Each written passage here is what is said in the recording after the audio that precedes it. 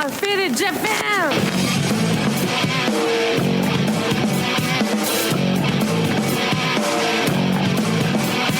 Yeah, all the time I'm on business. I'm all about my business, but I ain't got no briefcase. Yeah, all I got's some whiskey. Open man the whiskey, bring it to you. Yeah, I'm leaning up against the door, and my feet set to the floor, and we're messing long ago. Yeah, I've been in before.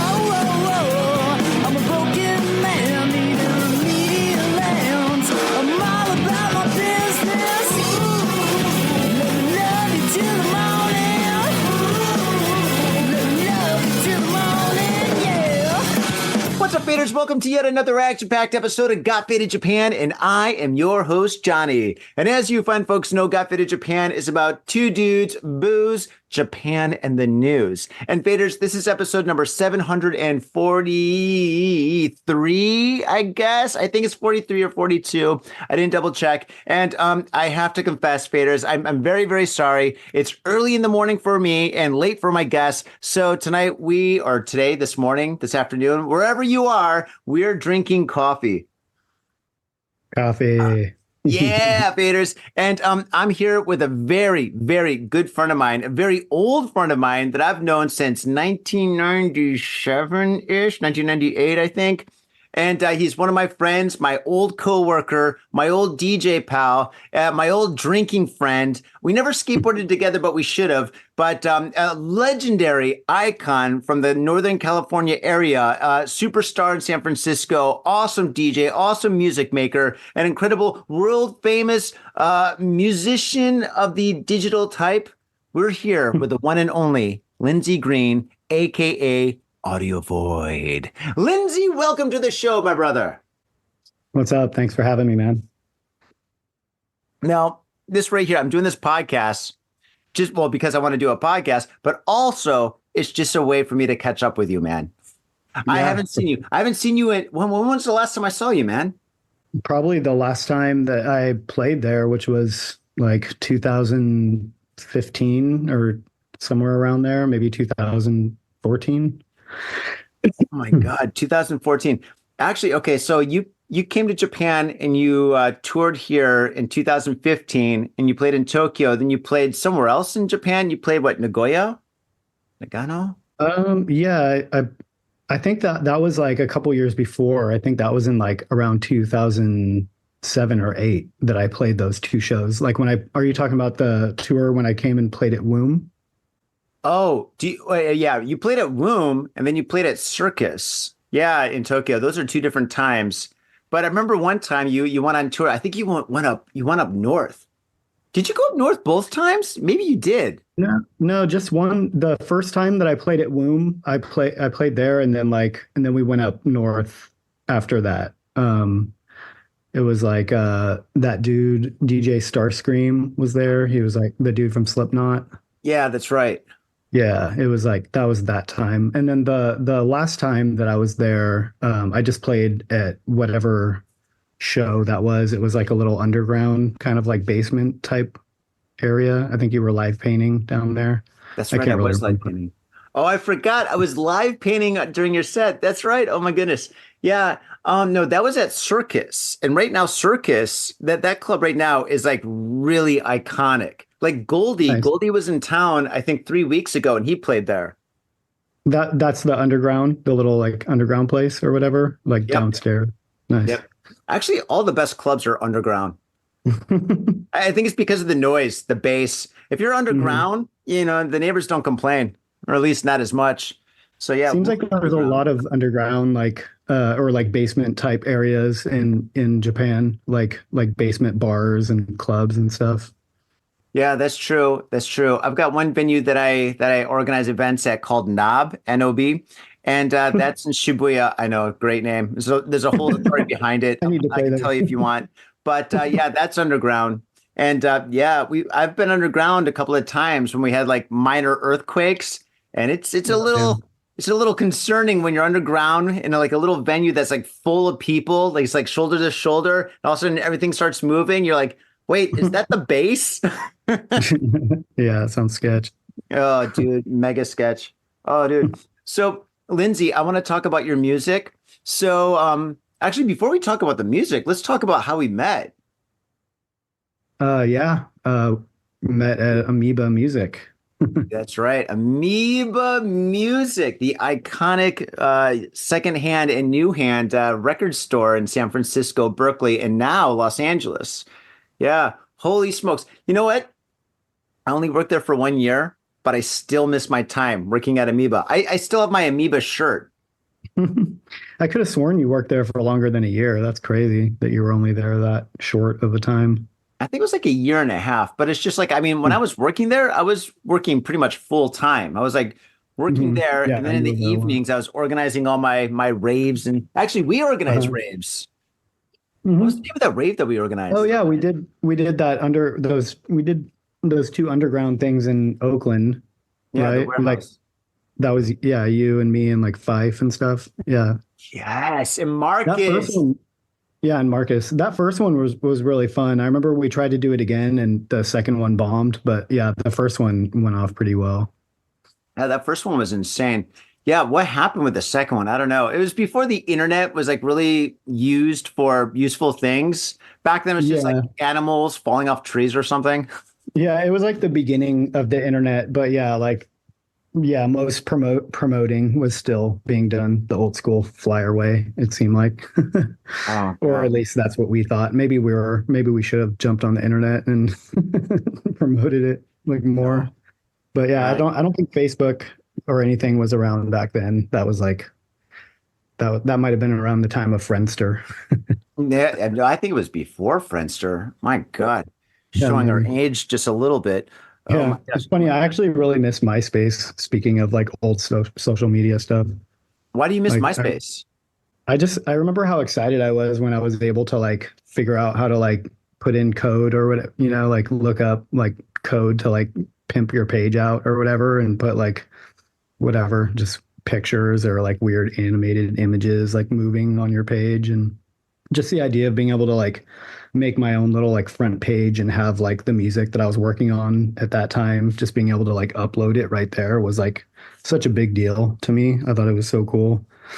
And obviously that's like pretty normal now, every site does that, but Yeah. yeah, seemed like MySpace, that was like, I don't know, that was like the beginning of that. And then Facebook just kind of like took it to another level or whatever. And I don't know. I still never really liked Facebook though, or like the way like any of those other sites handled it. I don't know. Something about MySpace, I just like really resonated with me. Hmm.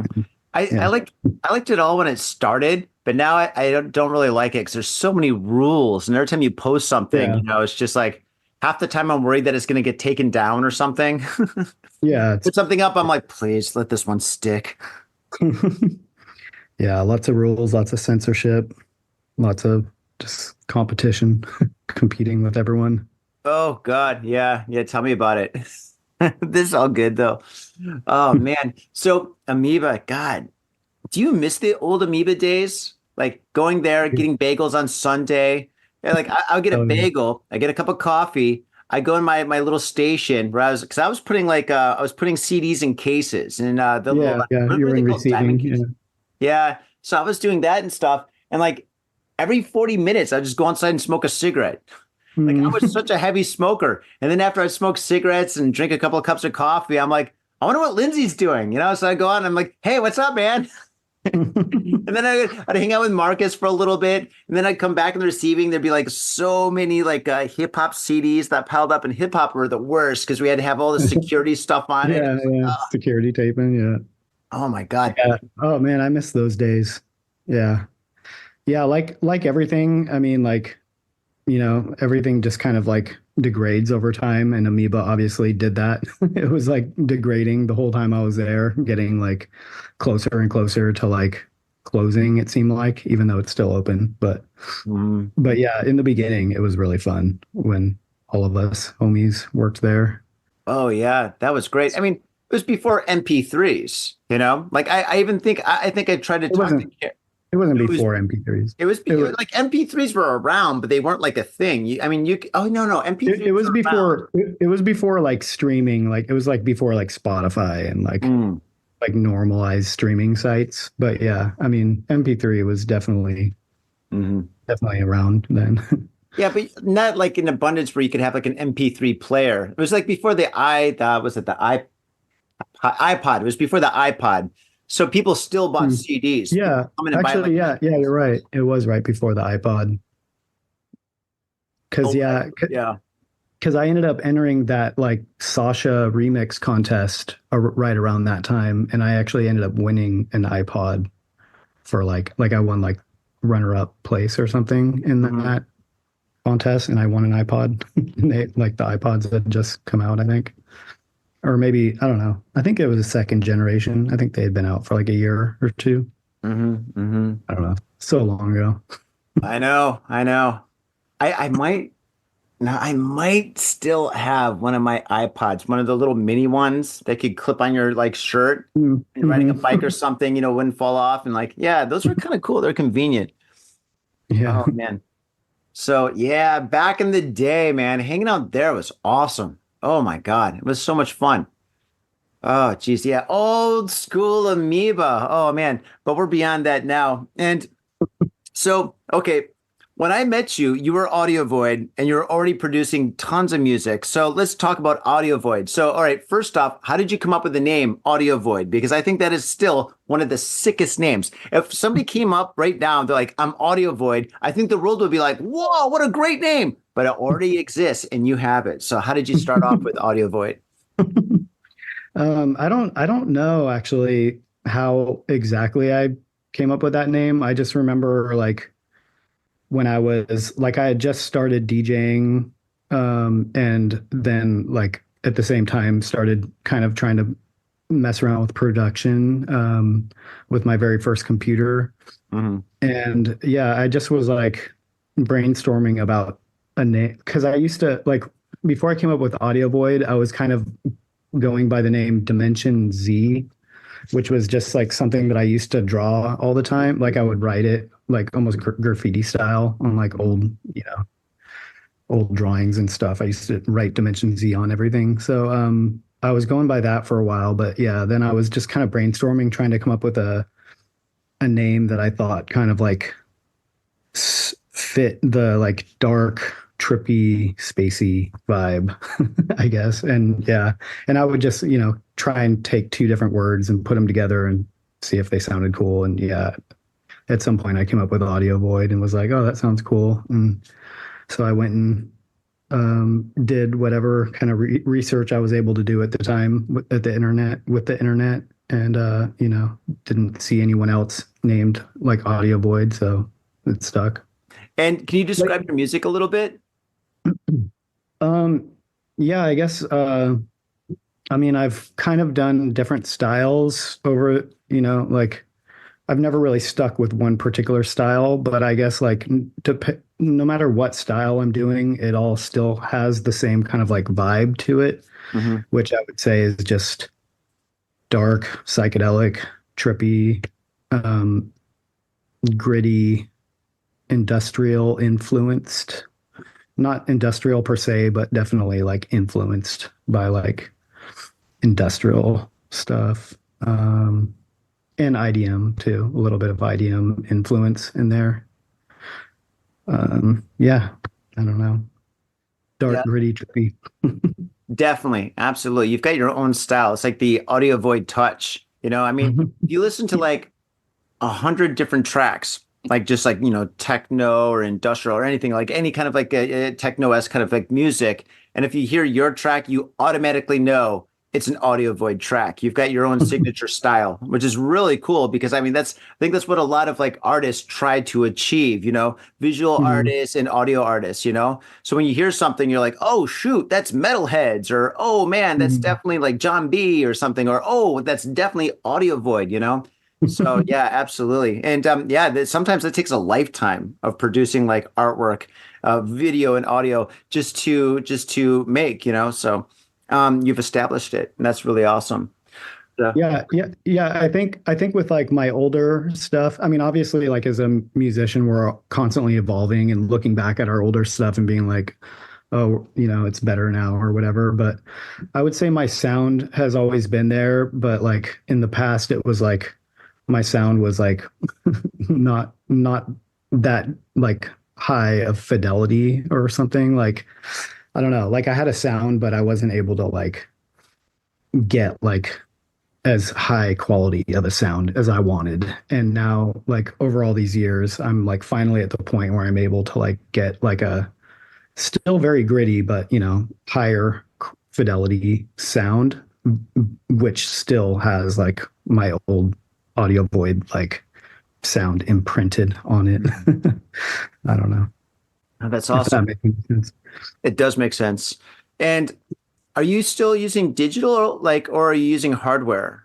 Like right now in Yeah. Tokyo, there's kind of like a move to do hardware, like I forget what it's called, but it's like kind of like the it's like where the DJs show up and they of course they have like the CDJs, but also they have their computer and then like five, six, seven different boxes with all these module DJing, and they're Mm-hmm. unplugging stuff and plugging stuff in, and I have no idea how they're doing it. I'm just like, Oh, like using like modular modular. Yeah, boards and that's stuff. it. Nice. Yeah, there's like a movement for that right now. Of course, the majority of DJs are still using like CDJs or whatnot, but it's just like, Yeah. if you go to a club, you'll probably see one DJ show up and you'll start like stacking stuff up and you're just like, oh boy, here we go. I get excited when I see that. I'm like, I don't Yeah, even me care what it too. sounds like. It's going to be awesome. I know it's going to be Yeah. awesome, because nobody messes around for the first time and does that stuff. When they go on stage and they have all those like boxes, they've been messing around for years, so Yeah. it's impressive. And I love that stuff.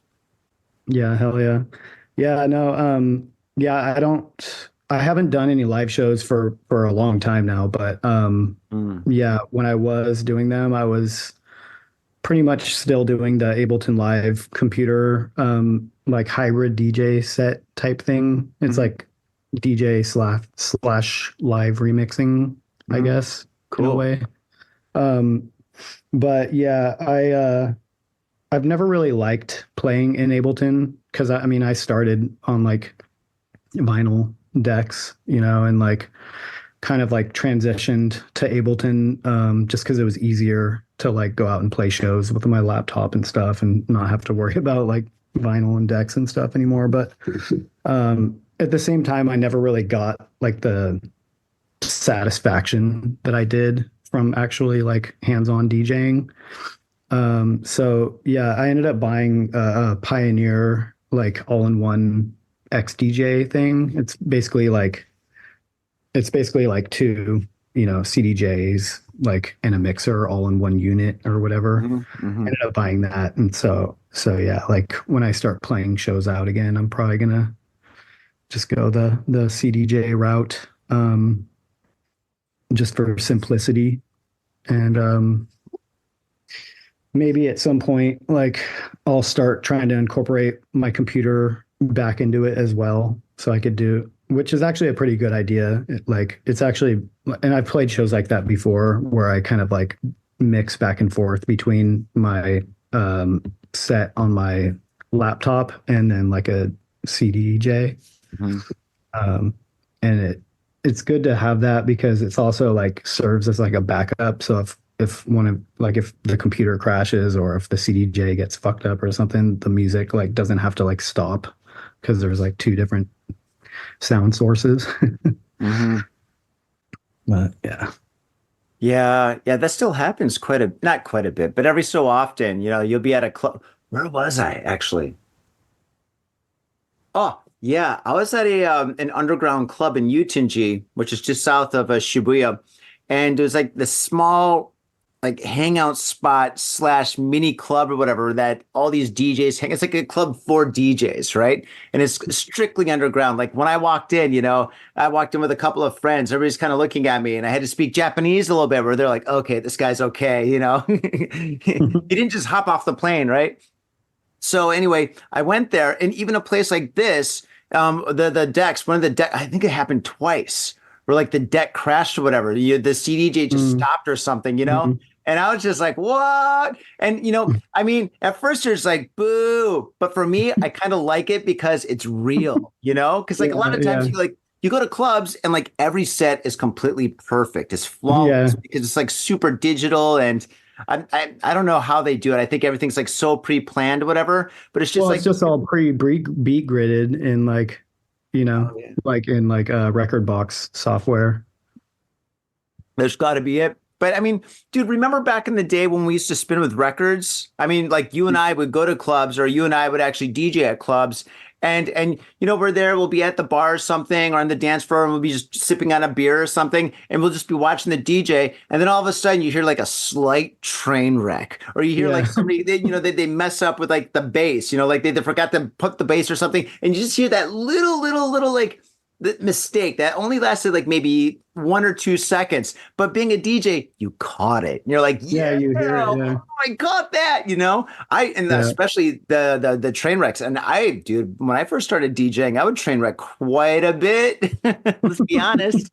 But yeah, I love catching that. So going to the club and hearing that, it's kind of cool. I dig it. It makes the night a little bit more interesting. Yeah. Yeah. I like hearing a little, obviously like not too much of a train wreck, but yeah, like if you hear it slip a little bit and then you hear them correct it real quick, it's like nice because you hear it and then you're like reminded that it's a human doing this shit, like Yeah. just like a pre-recorded set or whatever. Yeah, that's fantastic. With AI coming up so quickly and with so much abundance, it's almost a matter of time before it's just like a jukebox up there. Yeah. We're gonna have like the T2000, whatever, like Arnold's up there like DJing or something. It's only a matter of time, folks. Mark my words. Yeah.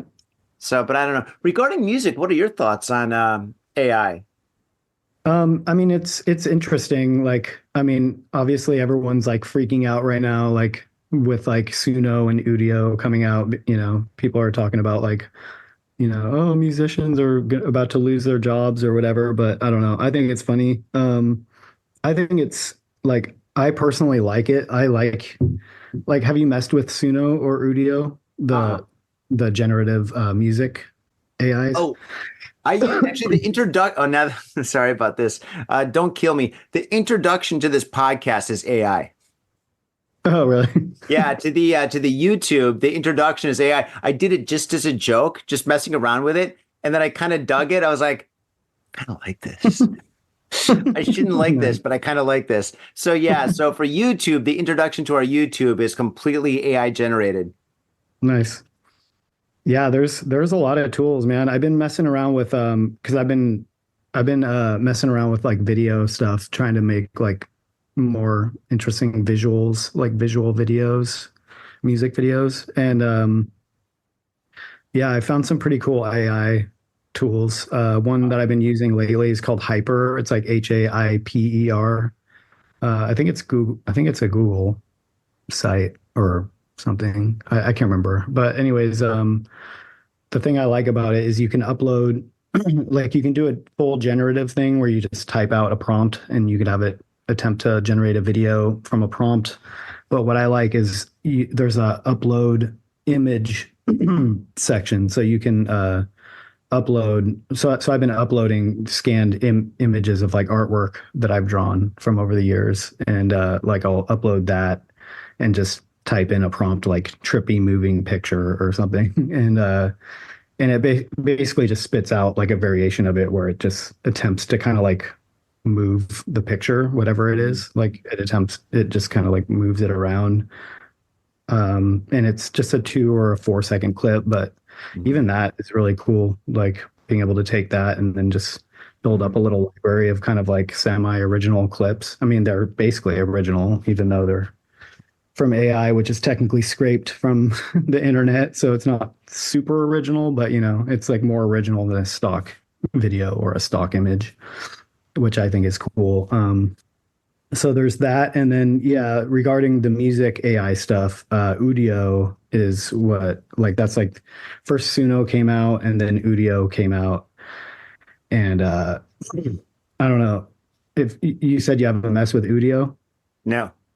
Yeah, it's really cool. You should check it out. it's just a generative prompt based music maker. And it's pretty limited. Like it doesn't even spit out like separated stems or anything like that.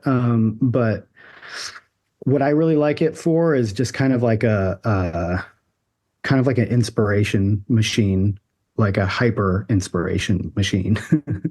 Like I use a lot of randomness in my production. Like I'll use effects and effects racks that I've set up that have like in-depth randomization stuff, and I'll use that a lot and just find like happy accidents and catalog those, save them, and use those in projects and stuff. And yeah, with the AI, like or Udio especially, it's kind of like that, like on crack. Like you just it's like randomness, except for like a full song form, you know, Whoa. like and not that it's a full song because it only spits out a 30-second long clip, but you know what Uh-huh. I mean, like a full like mix. And like so you could type in, you know, like shoegaze, like pretty female vocal something, you know, and it'll spit out something and it might be, you know, like a lot of the time it'll spit out a song that actually like is catchy sounding and it's something that I'll like I'll save it because I save everything, but like I'll actually start humming it to myself like later, you know, like Really? when I know that it's like catchy enough and I'll be like, oh shit. So at that point I'll take that little 30-second clip or whatever, and you could also extend it in Udio. But yeah, I'll just leave it as like 30-second, download it, and then I'll just chuck it into this other like free program that I have, which is called Ultimate Vocal Remover. And it's just another AI Hmm. vocal or, you know, vocal separator type tool. Hmm. And yeah, I'll just throw that in there and just separate, you know, the vocal from the rest of the music. And it doesn't sound that great. Like already, like it's Udio spits out an MP3, which varies in quality. Sometimes it sounds really good, but even like the best that it sounds, it still is like not great. It's still really obvious it's an MP3. And then once you run it through like a vocal separator thing, it even can potentially even sound worse. But I tend to process stuff in my music so like crazily anyways that I don't think it really matters that much. Like I think a lot of the highs that might be squashed and compressed, you know, during MP3, I think a lot of those highs might be actually like those harmonics might be being brought back once I like process them and put a lot of saturation and distortion on them. So it's actually a pretty, I don't know, so far it's been working pretty well to be able to, you know, like it's really fun to be able to just like come up with like a hip hop song idea, type it into Udio and have it spit out something. Sometimes it takes a couple tries, but yeah, eventually like I'll find something that I like and then I can just rip the acapella out of that. And it's basically an original acapella, you know, like people will do that by, you know, they'll go onto Splice and they'll search for like an acapella to chop up or whatever. And this is just, I like this better because it's even more original than that, you know, just like one level original. Wow, But that is fantastic. Yeah, I haven't used AI for any of my artwork regarding like painting and stuff like that. Like for me, I don't know. Like I'm tempted. I'm tempted, but it's just like I know me, I've got such a horribly addictive personality where it's just like, I mean, if I do it once, like for example, let's just say I take one of these paintings behind me and I put it in AI and it does something absolutely insane. I'm like, game over. You know, this is what I'm doing from here on out, you know? So, you yeah, know, that's the thing. That's the thing with AI is like it's still not at a point where like the best that you can do with AI is come up with a really cool random idea and then work off of that. Like you can't really use generative AI to like come up with like a very specific idea mhm, because you'll just be like running in circles trying to type in the exact prompt and then like mhm, it'll spit out something that's not exactly what you're looking for. mhm.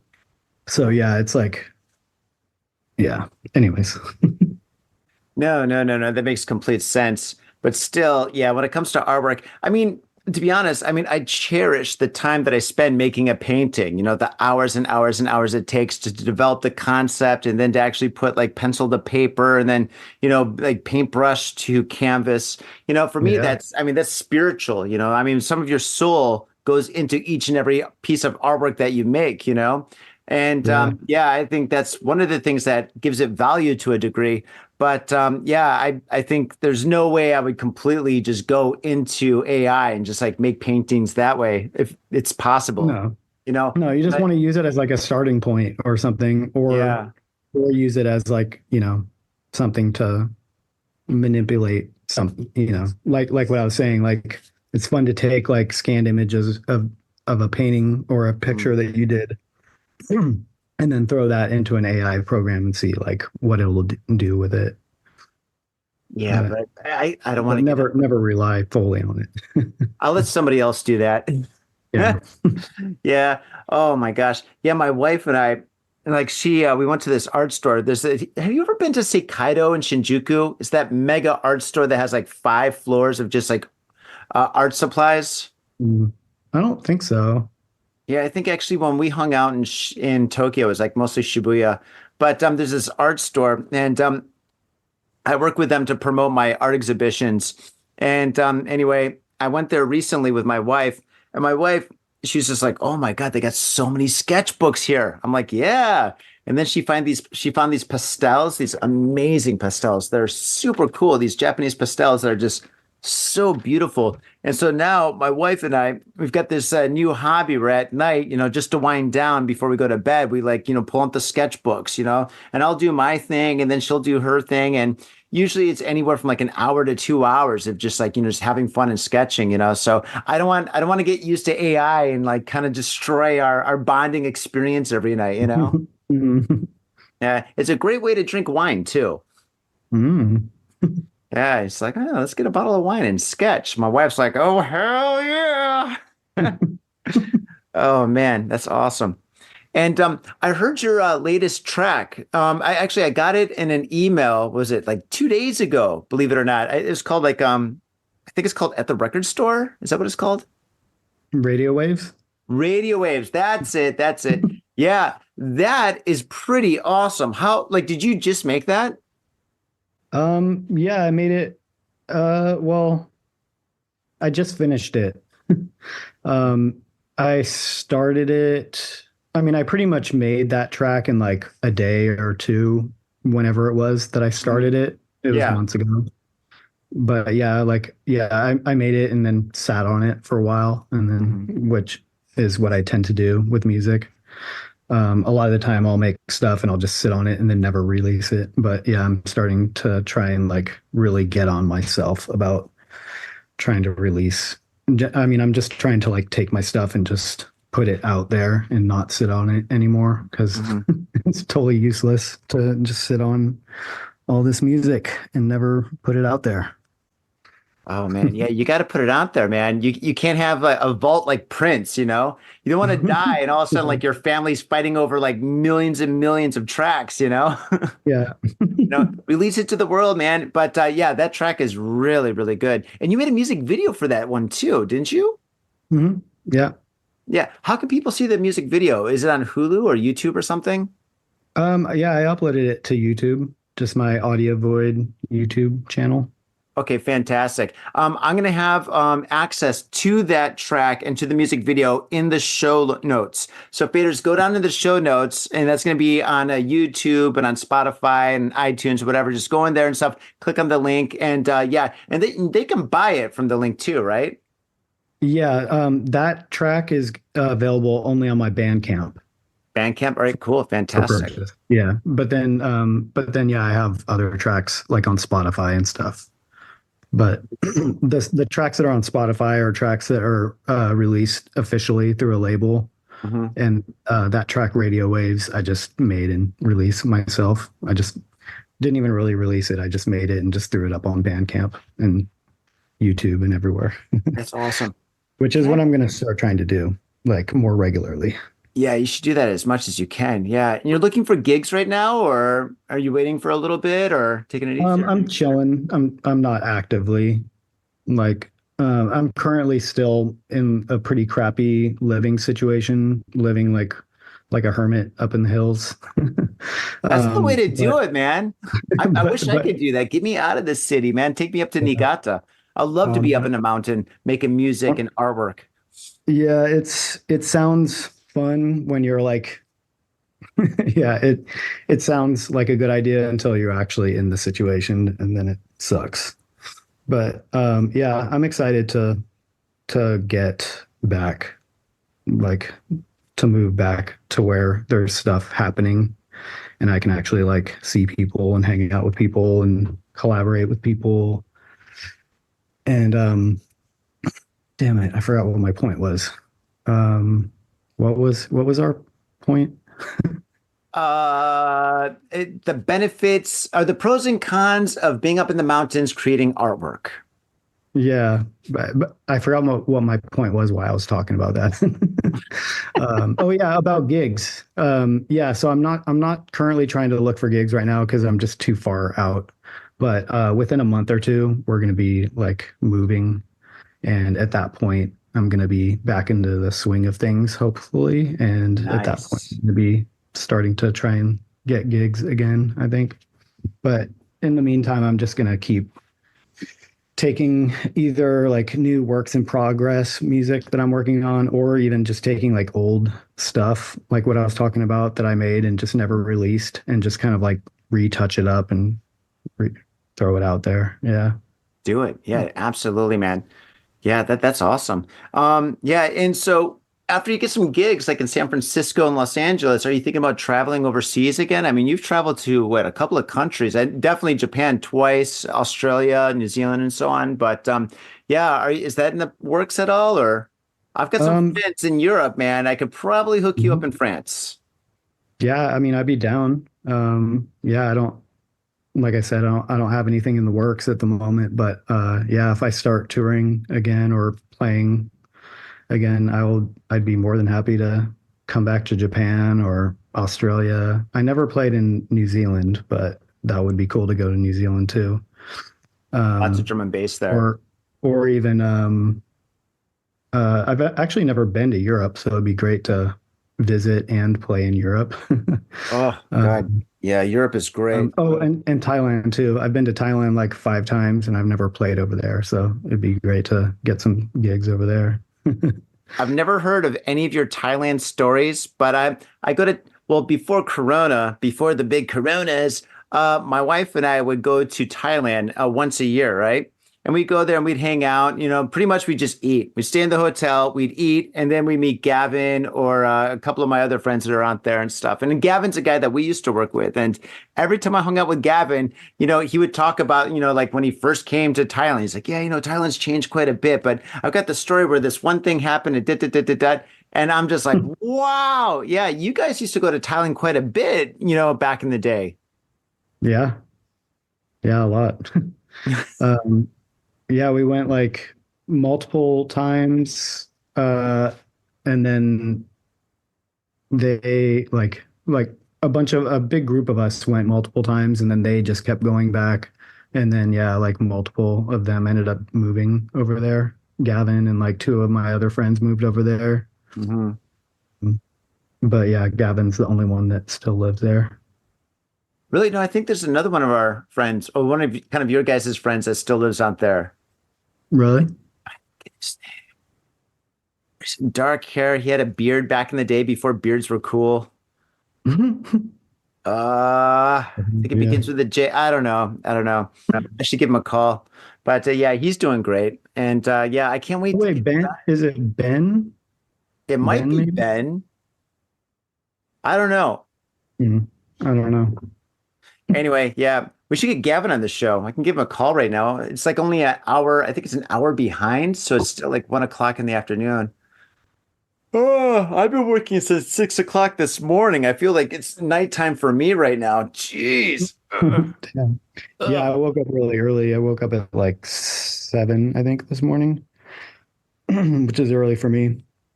Yeah, it looks like it's 12 in Bangkok right now. Oh wow, so it's 2 hours back. Okay, gosh, I love Bangkok. I heard that the Japanese yen is equal to the baht right now. That's crazy. Isn't that crazy? So yeah, my Because wife yeah, and I were, hmm? everything was like always. I thought I remembered everything being like twice as expensive in Japan It uh, was. when I used to go there. Yeah. Yeah, yeah. The last time when you came here, yeah, it was really. I mean, when I used to go back to this, well, I mean, I've been living in Japan for so long. When I first came to Japan, it was kind of tough, right? Because all of a sudden everything was like two, three times the price as it was in like America until I started like working in Japan, right? And then when I started making like Japanese yen and going back to the States was awesome because when I lived in the States, I was always poor. And all of a sudden I'd come back, and all of a sudden like $100 of Japanese yen was now like $150, something like that, right? And I was just Mhm. like, great. I'm gonna go to the comic You're book like shop. I'm gonna balling. buy some CDs. I'm gonna buy some clothes. I'd never bought shoes before. I'm buying shoes. So I was going crazy, right? Going to the bar, being like, all right, this round's on Johnny. But now it's like opposite. Now I go to the States, I'm like, mom, dad, everybody, I'm just gonna stay in the basement and watch TV and drink Budweiser. I ain't going anywhere. If you want to see me, I'll be down there. But yeah, yeah, right now it's just like, I mean, if you're going to come to oh, well, okay. For you to come to Japan and perform out here is probably not a problem at all. The most expensive thing would be the plane ticket, right? So you come out Mhm. here and everything. I think right now, the last time I checked, everything is like 40 points below. So, for example, a can of Coke in America, if that cost $1, in Japan it costs like 60 cents, right? Hmm. Which is about Okay. the same as like the bot, right? So pretty much if you come here, I mean, your dollars go very, very, very far, very far. I Only like the sound problem of is, that. yeah, but the problem is, all right, so let's say you're here and you get like 3 or 4 gigs and you're getting paid in Japanese yen, right? And you're like, yay, I got paid. But then you take that money that you just made and then you change it to American dollars and you're like, Yeah, oh no, yeah, I that made sucks. $50. But Hmm. I think a lot of it is pretty much for the experience too when you come to Japan. So I think a lot of the Yeah. DJs and musicians, I mean, because we're getting so many musicians coming out here now. It's like crazy. It's like so like I said, Goldie's been here like twice in the last year and a half, I think. And we're getting so many bands from Australia coming in. Like I just booked 2 Australian bands to perform in Shibuya yesterday. So it's just like everybody's coming here. So I think they're just coming here for the experience. And I guess it's kind of like what are they calling it? They're calling it a buycation. And a buycation is where you go somewhere just to buy stuff. So Oh. yeah, so you come there, you just buy a bunch of stuff. You show up with like an empty suitcase. I wonder how that is in like customs. If you work at customs at Narita or Haneda Airport, and you get like all these people showing up with empty suitcases, and you're like, what is going on here? We're coming here to buy all your stuff, I guess. So, You're but coming to buy anyway. a bunch of hentai and shit. Oh, gee, yeah, yeah, I guess. I wonder, I wonder what everybody's buying out here. I wonder what's like what is being sold the most to the tourists. Of course, it's sushi and ramen, but probably I think a lot of people come out here and they go to Uniqlo. They buy a lot of stuff from Uniqlo and maybe Don Quixote, like snacks, Japanese snack, probably luxury goods. Probably a lot of Louis Vuitton bags or Coach bags or something. They go back to the States or Europe or wherever and they sell them and pay for their whole vacation times 10.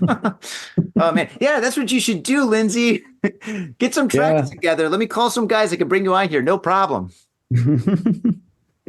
Oh, that's cool. Hey, speaking of tracks, before our interview, I opened up my crate and I found a couple of I guess diamonds, right? I did some digging and I pulled up some gems, bro.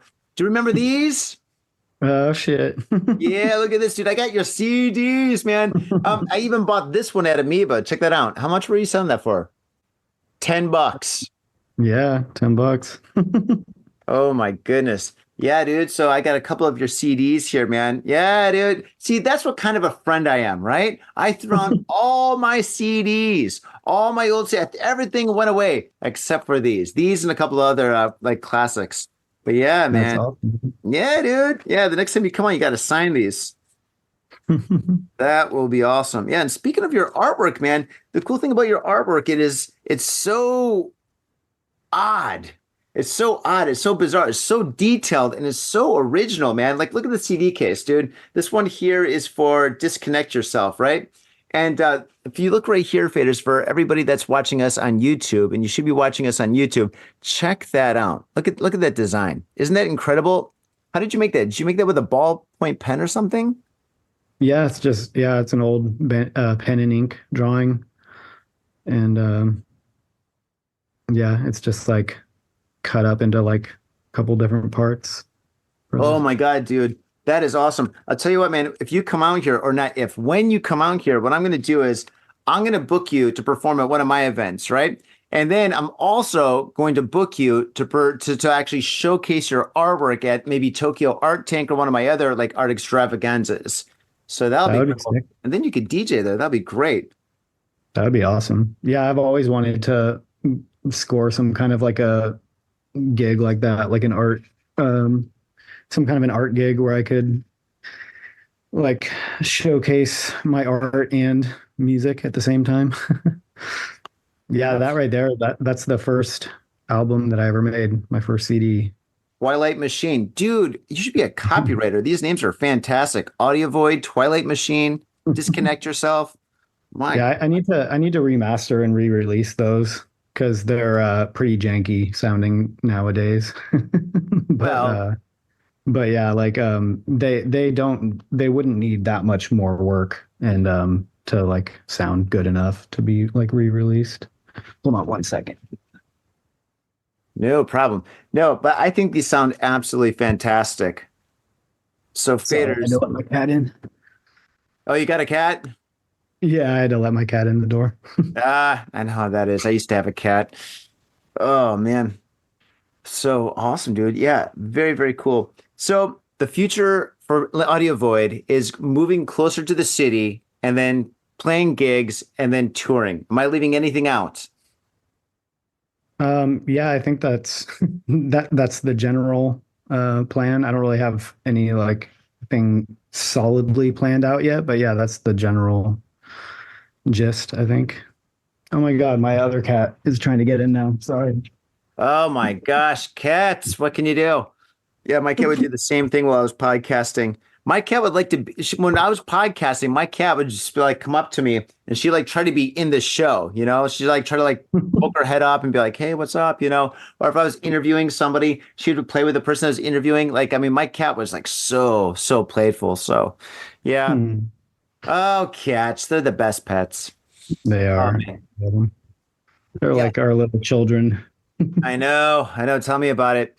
But yeah, that's awesome. And if there's anything I can do to support you, man, in Japan or Europe or anything, you know, if you ever need anything, you just let me know, man. I've always got your back. I'll always have your back, man. Thank you, man. Appreciate that. Yeah. Faden. Oh, dude, you're doing great, man. You're doing really, really great. Seriously. Yeah. I mean, I'm exhausted right now. I'm on like a bunch of cups of coffee. I've got this art exhibition coming up so quickly. Lindsay, you have no idea. I'm like one of those people, well, as you know, I've known you for so long, but I'm like one of those people that has to do like three things at the same time. And I got to have deadlines that just are almost like, I mean, for example, I got a huge project coming up in about a week. I got like so many meetings happening the week after that. And then the week after that, I've got Tokyo Art Tank, which is like this huge art exhibition that I'm rocking, right? And so it's just like I'm completely exhausted. I'm not sleeping at all. I'm so delirious, right? Dude, I'm not even drinking that much anymore. Like, I mean, usually when I do Got Faded Japan, it's like, basically our tagline is two dudes, booze, Japan in the news, right? Where me and my co-hosts or whoever I'm talking to and stuff, we're drinking, we're talking, we're having a good time and stuff, you know? And, but now it's just like, dude, I can't afford to be intoxicated at all. I can't afford to be hungover or anything like that. So yeah, it's just nonstop for me. So I'm just like sleeping like 3-4 hours a night. It's crazy, man. But yeah. Oh, speaking of Tokyo Art Tank, like I said, man, if you ever want to come to, or when you come to Japan, dude, I'm so gonna book you for Tokyo Art Tank. We'll kind of set that up. So that'd be really great. Yeah, I would love that. Man, dude, it's been great hanging out with you. I know you're so tired, it's so late there and stuff, so I'm gonna let you go. But man, it's so good to see you, man. It's so good to hang out with you. Next time we'll flip the script. It'll be early morning for you and then late night for me, and I'll probably be drinking. Yeah, totally. Just give me a couple of weeks. Just wait until like all this madness kind of like calms down a bit. After Tokyo Art Tank, I'm going to be completely fine. But oh, geez, right now, dude, my mind's going out in like three different directions, dude. It's crazy. Oh, geez. I need to go to the mountains. That's what I got to do. I'm going to go to Niigata, just chill in the mountains in 3 weeks and just bring up like a couple of rolls of canvas and miles of paint and just get to work. But man, Yeah. thank you so much. And oh gosh, all right, how can people find you? I mean, they can Google your name, but is there any like special websites that they should go to? Yeah, so it's kind of annoying. Um, it's like if you just type in audio void in Google, there's like a couple audio voids that come up because there's some other people who there's like one other artist that goes by audio void who does like techno, Oh, and then there was like another audio void recordings. So yeah, like I know like on my SoundCloud and my Facebook, I have it as audiovoid.layers, layers with a Z, because layers was like that was a moniker that I was going by for a while. Um, but yeah, so audiovoid layers or audiovoid.layers is probably an easy way for people to find me. I mean, generally you can just Google search audiovoid and like, like it should be the either the top or the second to the top one. It's just kind of annoying that some other people started going by Audio Void, I've got the and same situation. they obviously didn't do their research when they chose their name. God damn it! Yeah, dude, my artist name is the Spilt Ink. And I figured nobody's gonna use the Spilt Ink because I mean this is like 2000, 2001. Yeah, maybe even before that. I mean nobody would ever have the Spilt Ink. It means you're spilling ink, you're making mistakes, you suck. I thought it was genius. And now there's like so many like companies and people. Dude, somebody contacted me because they said their name was a Spilt Ink. And I'm like, mine's trademark, bitch. They were trying to send you like a cease and desist or some shit. No, this dude from some place I'm not gonna say. I don't like saying like like countries or cities or anything when I'm talking shit. But some not smart person contacted me saying that they're the Spilt Ink, and yeah, that was a fun little email exchange. Yeah, That's and annoying. I don't think that person's around anymore. I'm sticking around forever, Spilt Ink for life. I Nice. suck. Yeah, so Yeah. yeah, but anyway, so I'm gonna have all your links down in the show notes, Fader. So go down to the show notes and click on the YouTube, the SoundCloud, anything and everything that he's got. And yeah, support Lindsay, man. So I mean, if you can buy a couple of tracks, can they buy your CDs? I love the CD. The CD for me is like timeless. Actually, that's another Nice. thing about your music. It's timeless. If you release this today, this would be like super awesome music. People listen to this are like, holy smokes, this is the future. You're like, no, man, I made that 20 years ago. It's like Yeah, listening to I Jimi need Hendrix to for the first time. yeah, I need to remaster that shit and release it, re-release it. But yeah, I'm stoked that you still like it. Yeah, dude, definitely, man. Of course. And dude, Um, I'm stoked that you're still making music and you've got music videos and stuff. That is awesome, man. That is so awesome because a lot of our friends don't DJ anymore. A lot of our friends work mhm. at the post office, but that's cool when they got kids. Yeah. Yeah, I stopped or I mean I settled down for a long time, but yeah, I'm starting to get pretty fully back into absorb back into the music thing again. Nice, dude. I'm glad to Excited hear it, about man. Dude, it. well, Lindsay, thank you so much. And faders, thank you so much for fading with us. I really hope that you guys enjoyed this podcast, this episode. And if you want to support the show, there's so many different ways to support the show. We've got, of course, Patreon. We're all over Instagram, the Facebooks. We don't do TikTok. That's all good. But we're pretty much anywhere and everywhere else. And yeah, thank you very much for chilling with us. And we'll definitely see you next time. Peace. Pace, pace. Thank you. Thanks for having me.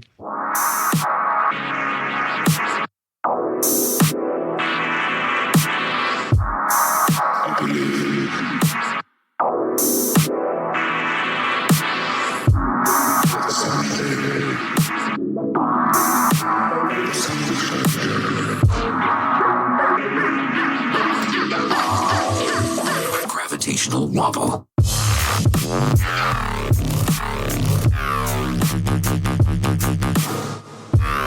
Blinded by starlight.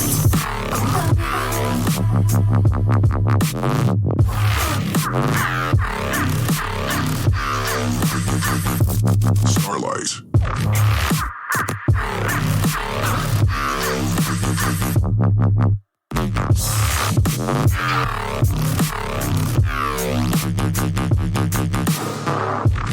Blinded by starlight.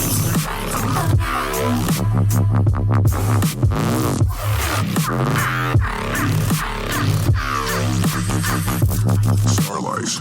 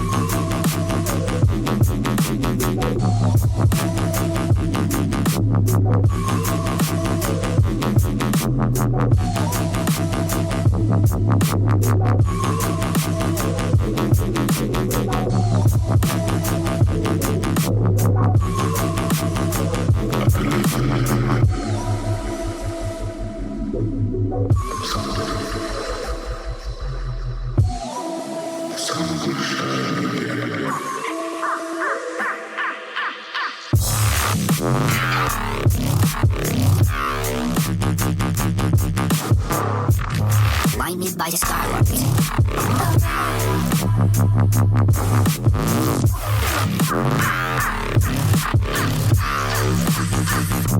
Starlight.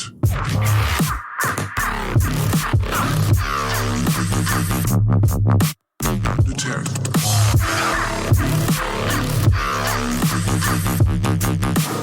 Blinded by starlight.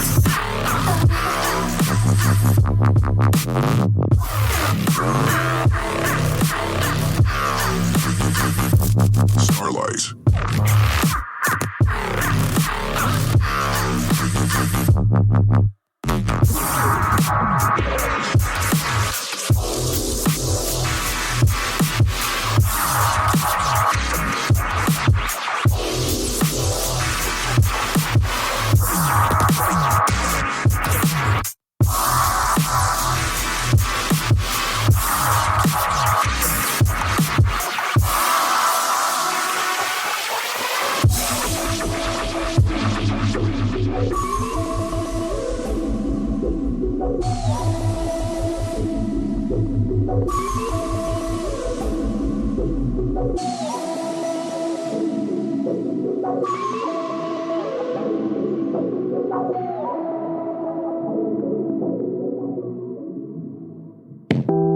In Tokyo and craving soul food? We've got just the place for you. Soul Food House in Azabu Check out what we do at soulfoodhouse.com. Come by and taste the love. We look forward to feeding you. Are you in Harajuku with some out-of-town friends or your family or significant others? Yeah! Do you want to chill and drink beer and eat sandwiches while your friends overpay for glitter unicorn socks? Yeah! And the flavor's gonna make you complete at Harry's Sandwich Company. So come on down to Harry's Sandwich Company in the heart of Harajuku, right off Takeshita Street. See you there! Yo, what's up, Vader? Scott Vader Japan has got a new sponsor. Our new sponsor is Gamuso Bar, located in Asagaya, Tokyo.